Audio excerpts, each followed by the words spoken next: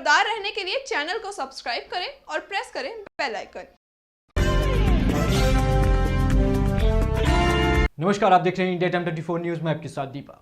दुनिया के सबसे प्रदूषित शहरों में शुमार दिल्ली एनसीआर गैस का चैम्बर बन चुका है। हालांकि अब इससे कुछ राहत मिलने के आसार हैं।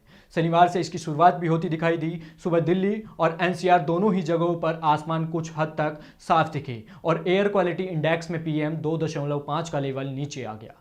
लेकिन हवा अभी भी जहरीली बनी हुई है, जिसकी वजह से लोग तरह तरह की घातक बीमारियों के शिकार हो रही हैं। देखिए हमारी ये रिपोर्ट। राजधानी दिल्ली में बढ़ता प्रदूषण लोगों की जान का दुश्मन बन चुका है। वहीं लगातार जहरीली होती हवा लोगों के लिए आफत बन गई है, क्योंकि अखिल भारतीय आयुर्विज्ञान संस्थान यानी एम्स के एक अध्ययन में साबित हो चुका है कि PM 1 और PM 1.5 के कणों की वजह से लोगों को गठिया हो सकता है। आपको बता दें कि प्रदूषण का स्तर PM 10 से 2.5 के आधार पर मापा जाता है, लेकिन अब PM 2.5 से भी सूक्ष्म कण हवा में घुल चुके हैं। ये PM 1.5 और PM 1 की श्रेणी में आते हैं। इन्हें अल्ट्राफाइन पार्टिकल्स कहा जाता है। ये इतने सूक्ष्म होते हैं कि ज्यादातर मास्क भी इन्हें सांस के जरिए शरीर में प्रवेश करने से रोक नहीं पाते। एम्स के रूमेटोलॉजी विभाग के अध्यक्ष डॉक्टर उमा कुमार के मुताबिक गठिया रोग में प्रदूषक के सहायक होने का खुलासा हाल ही में पूरे किए गए अध्ययन से हुआ है। दिल्ली की हवा में PM 2.5 से भी छोटे कण हैं, जो शरीर में घुलने के बाद लोगों के जोड़ों को कमजोर कर रहे हैं। उन्होंने बताया कि दिल्ली में पिछले 10 सालों से रह रहे 350 स्वस्थ मरीजों पर यह अध्ययन किया गया था। इनमें प्रदूषण की वजह से करीब 70 लोगों में गठिया जैसी ऑटो इम्यून बीमारी के तत्व बढ़े पाए हैं।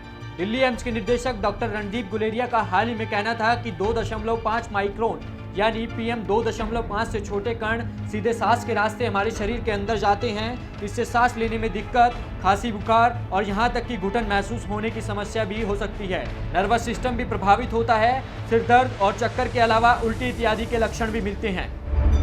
दिल्ली में रहने वाले किशोरों के फेफड़ों में काले धब्बे मिल रहे हैं।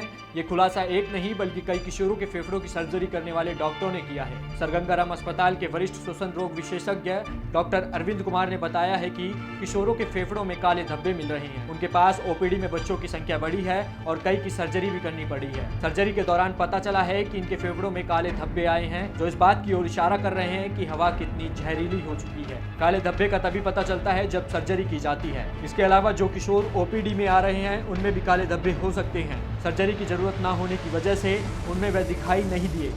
इसके साथ ही लंग केयर फाउंडेशन ने भी PM 2.5 से छोटे कणों की हवा में मौजूदगी की पुष्टि की है। फाउंडेशन के मुताबिक अब हवा इतनी जहरीली हो चुकी है कि इसमें अल्ट्राफाइन पार्टिकल्स भी आ चुके हैं। इन्हें PM 1 भी कहा जाता है। ये अल्ट्राफाइन पार्टिकल सीधे रक्त में जाकर घुलते हैं और पूरे शरीर में जाकर फैल जाते हैं। इन्हें किसी भी तरह की दवा, योग या अन्य किसी चीज़ से बाहर नहीं निकाला जा सकता। PM 1 को मापने के लिए अब तक कोई उपकरण भी नहीं बना है। PM 2.5 जब इतना खतरनाक साबित हो रहा है तो PM 1 उससे कई ज़्यादा खतरनाक होगा। फिलहाल इस खबर में इतना ही। जुड़े रहिए हमारे साथ और देखते रहिए इंडिया टाइम 24 न्यूज़। नमस्कार।